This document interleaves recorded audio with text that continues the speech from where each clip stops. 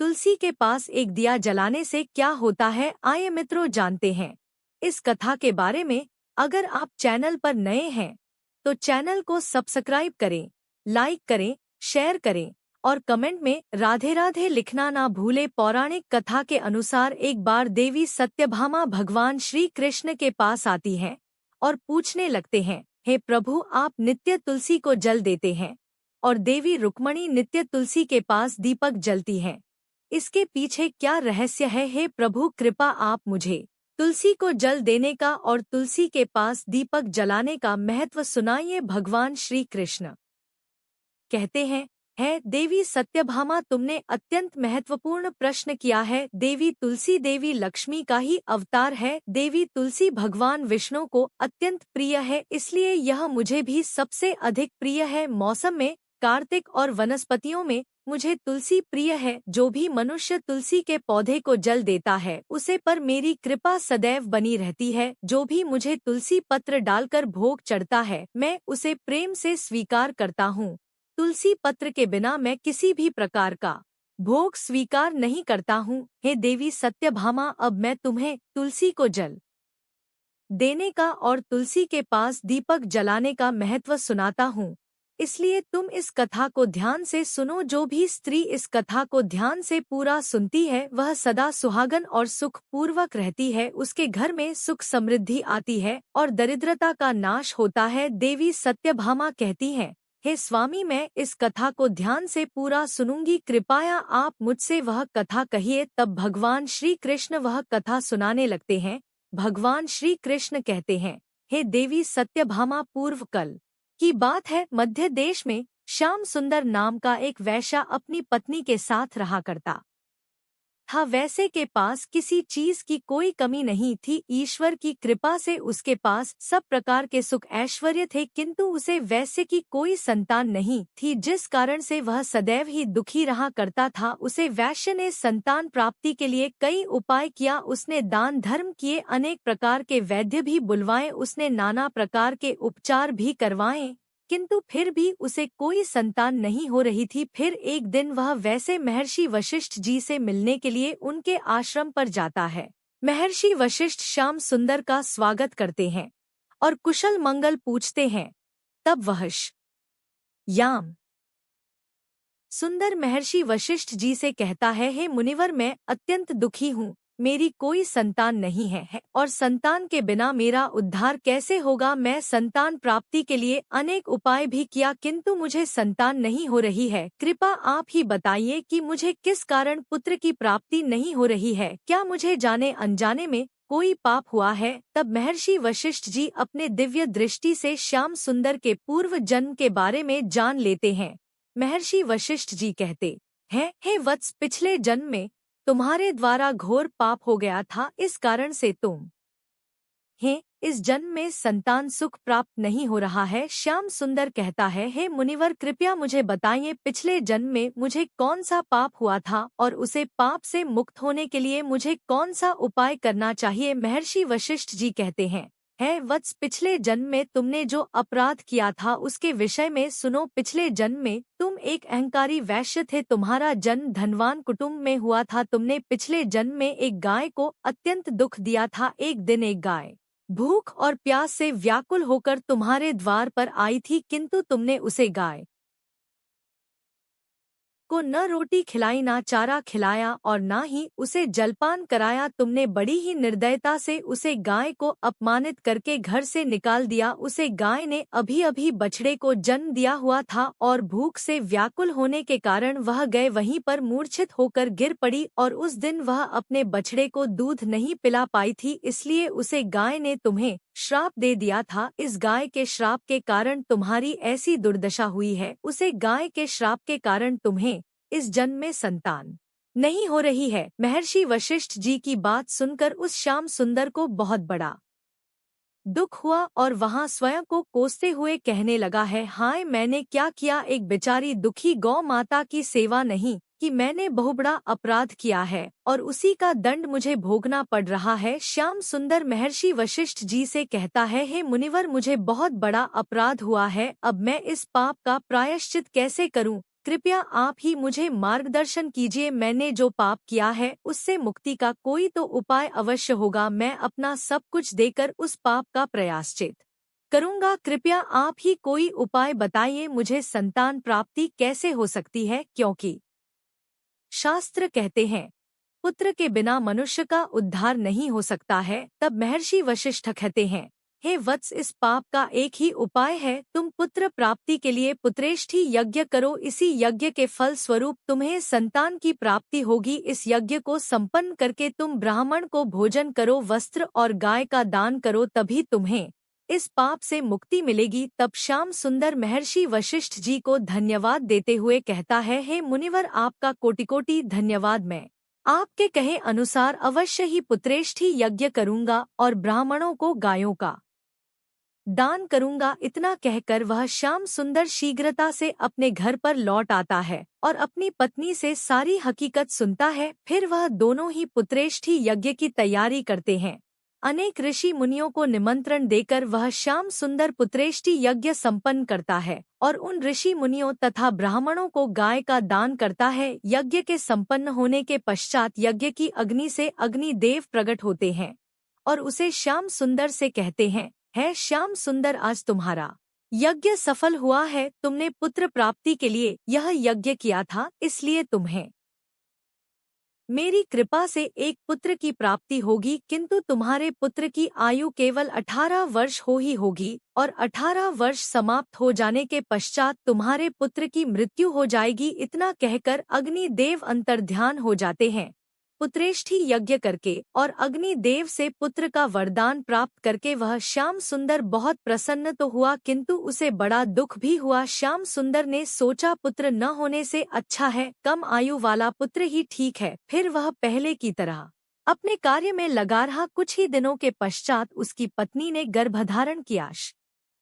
श्याम सुंदर ने पुत्र के जन्म से पूर्व किए जाने वाले सभी संस्कार किया और फिर उसे एक अत्यंत सुंदर पुत्र की प्राप्ति हुई। वह पुत्र बाद ही तेजस्वी दिखाई पड़ रहा था। श्याम सुंदर ने पुत्र के जन्म के बाद किए जाने वाले सभी संस्कार किया और पुत्र को गुरुकुल की शिक्षा प्रदान की। श्याम सुंदर का पुत्र जैसे जैसे बड़ा होने लगा, श्याम सुंदर को बहुत अधिक चिंता सताने लगी। फिर जब उसका पुत्र 16 वर्ष का हुआ तो श्याम सुंदर की पत्नी ने उससे कहा है, स्वामी, अब हमें अपने पुत्र का विवाह कर देना चाहिए। हमारा पुत्र अब विवाह के योग्य हो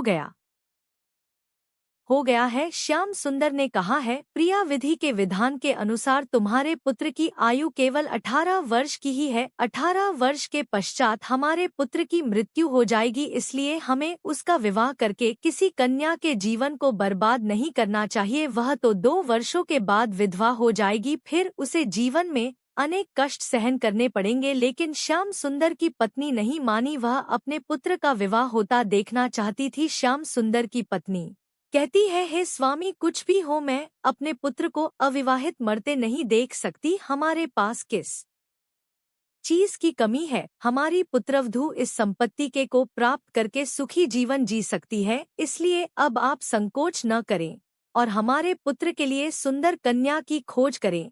अपनी पत्नी के हाथ के आगे श्याम सुंदर की एक न चली और फिर वह पुत्र के विवाह के लिए मान गए। फिर उसने पास ही के नगर में रहने वाले एक अत्यंत गरीब वैश्या की पुत्री के साथ अपने पुत्र का विवाह संपन्न किया। श्याम सुंदर की बहू का नाम गीता था। वह अत्यंत गुणवान, चरित्रवान और पतिव्रता नारी थी। वह अपने पति की मृत्यु की बात को नहीं जानती थी। गीता नित्य अपने सास ससुर और अपने पति की सेवा करने लगी। वह सभी के साथ बड़े प्रेम से रहती थी और कभी किसी की आज्ञा का उल्लंघन नहीं करती थी। उसने अपनी मधुर वाणी और कार्य कुशलता से सभी के मन को जीत लिया। इस प्रकार से 2 साल बीत गए और फिर वह समय निकट आ गया जब श्याम सुंदर के पुत्र की मृत्यु होने वाली थी। श्याम सुंदर को बड़ा भय लगने लगा। फिर एक दिन उसने अपने बहू को बुलाया और उससे क्षमा मांगते हुए कहने लगा है, पुत्री, तुम मुझे क्षमा कर देना, मैं तुम्हारे साथ बड़ा अन्याय किया है। गीता ने कहा है, ससुर जी, आप ऐसा क्यों कह रहे हैं?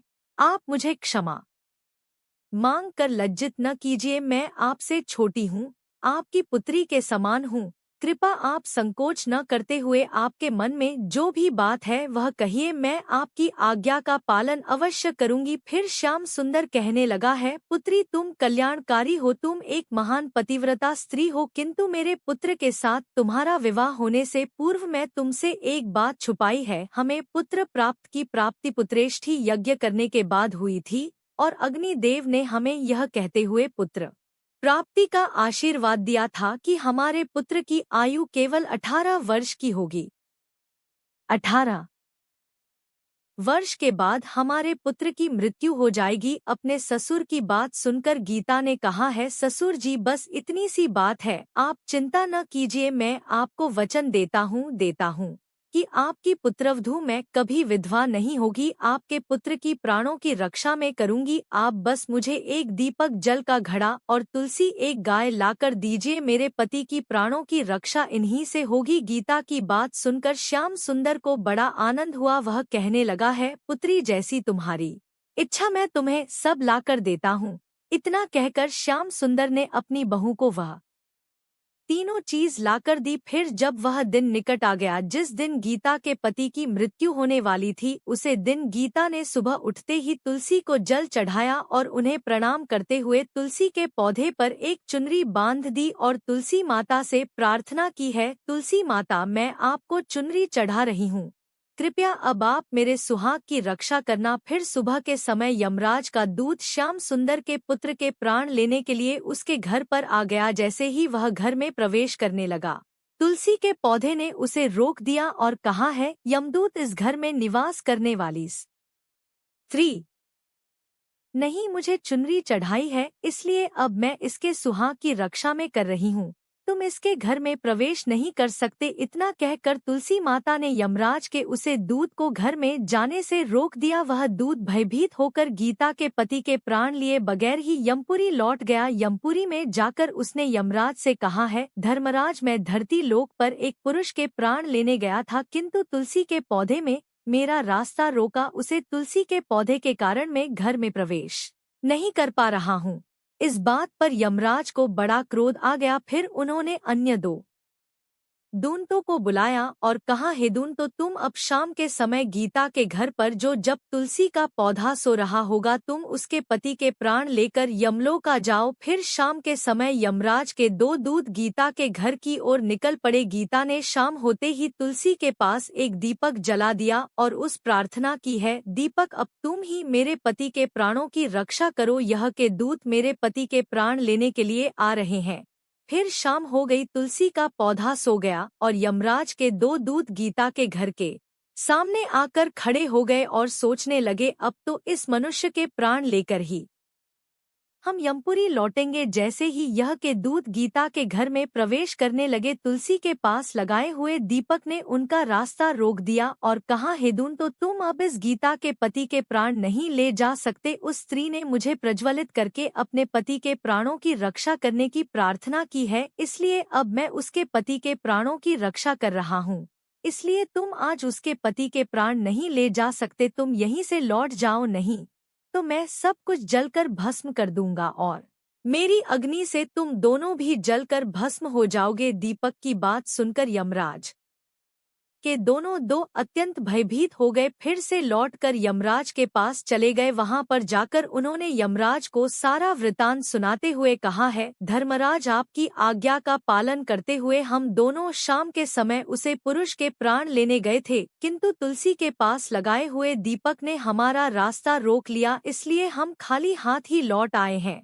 यह सुनकर यमराज को बड़ा क्रोध आ गया। फिर उन्होंने अन्य 4 दूतों को बुलाया और कहा है, दूतो अब तुम सुबह उसे गीता के जागने से पहले जाओ और उसके पति के प्राण लेकर आ जाओ। यमराज की बात की आज्ञा पाकर वे के दूत सुबह गीता के घर की तरफ जाने लगे, लेकिन इधर गीता ने रात को ही घर के दरवाजे के सामने जल से भरा हुआ लोटा रख दिया और उस प्रार्थना की है, जल देवता आप ही मेरे सुहाग की रक्षा कर सकते हैं, यह के दूत मेरे पति के प्राण लेने के लिए आ रहे हैं, इतना कहकर वह गीता सोने चली गई। इधर यह के दूत सुबह सुबह गीता के जागने के पूर्व ही उसके घर पहुंच गए। जैसे ही वह घर के अंदर प्रवेश करने लगे तब उसे लोटे के अंदर भरे हुए जल ने कहा, हे दूतों, रुक जाओ, अब तुम इस घर में प्रवेश नहीं कर सकते। यह घर अब मेरी सुरक्षा में है। मैं गीता के पति के प्राण तुम्हें लेकर जाने नहीं दूंगा। अगर तुमने इस घर में प्रवेश किया तो मैं नरक की अग्नि को बुझा दूंगा, जिससे सारा नरक लोग डूब जाए। यह सुनकर यमराज के हुए चारों दूत घबरा गए और एक दूसरे की तरफ देखा और उस स्थान से भाग गए। वे सभी यम के दूत यमराज के पास लौट गए और उनसे कहने लगे हैं,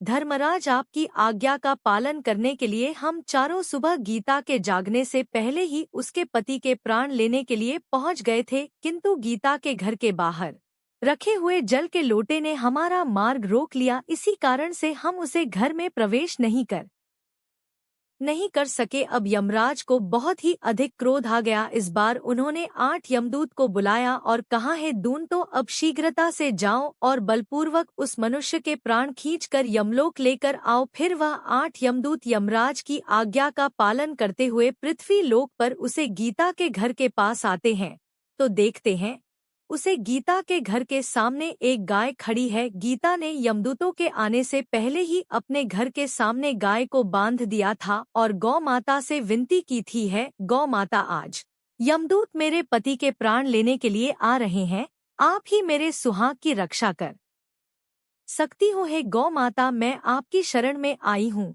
कृपया मुझे विधवा होने से बचा लीजिए। उस गाय ने कहा, है पुत्री, तुम चिंता मत करो, तुम्हारे पति के प्राणों की रक्षा मैं स्वयं करूंगी। मेरे होते हुए यम के दूत तुम्हारे घर में प्रवेश नहीं कर पाएंगे, इसलिए तुम चिंता मुक्त होकर घर में अपने पति की सेवा करो। फिर जैसे ही यम के वे दूत घर के अंदर प्रवेश करने के लिए आगे बढ़ते हैं तब वह गाय रोक देती है और कहती है यमदूत, तुम यहीं से लौट जाओ, इस घर में तुम लोग प्रवेश नहीं कर सकते। इस घर की रक्षा मैं कर रही हूँ, मेरे रहते कोई भी इस घर के अंदर प्रवेश नहीं कर सकता। यदि तुमने घर के अंदर प्रवेश करने का प्रयत्न किया तो मैं तुम सभी को श्राप दे दूंगी। अगर तुम्हें इस घर के अंदर प्रवेश करना है तो तुम्हें पहले मेरे प्राण लेने पड़ेंगे और तुम सभी को गौ हत्या का पाप लगेगा, जिसका कोई प्रायश्चित नहीं है। वह वहां पर उपस्थित सभी यमदूत गाय के द्वारा श्राप देने की बात सुनकर भयभीत हो गए। वह जानते थे कि गाय के द्वारा दिए गए श्राप से कोई मुक्त नहीं कर सकता और गौ हत्या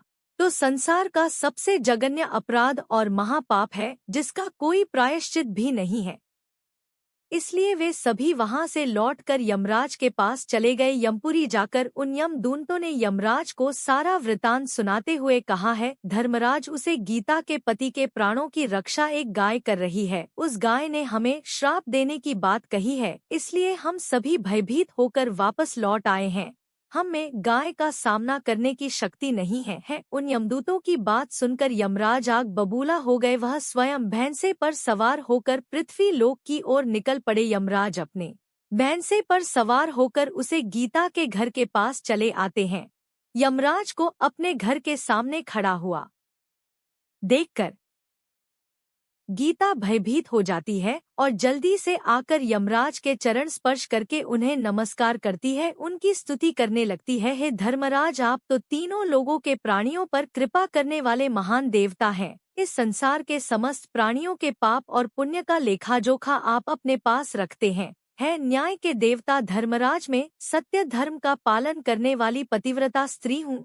मैं आपको बारंबार नमस्कार करती हूँ, कृपा मुझे आशीर्वाद दीजिए। गीता के द्वारा की गई स्तुति से यमराज अत्यंत प्रसन्न होते हैं और उसे अनजाने में ही सदा सुहागन रहो ऐसा कहकर आशीर्वाद देते हैं।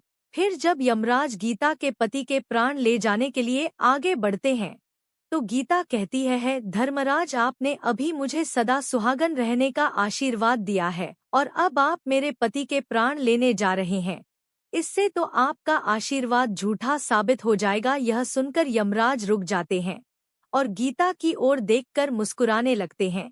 गीता के निर्मल हृदय और अपने पति के प्रति समर्पण भाव को देखकर यमराज अत्यंत प्रसन्न होते हैं। गीता की ओर देखकर यमराज कहते हैं, है पुत्री, आज तुमने साथ साथ मृत्यु को ही पराजित किया है।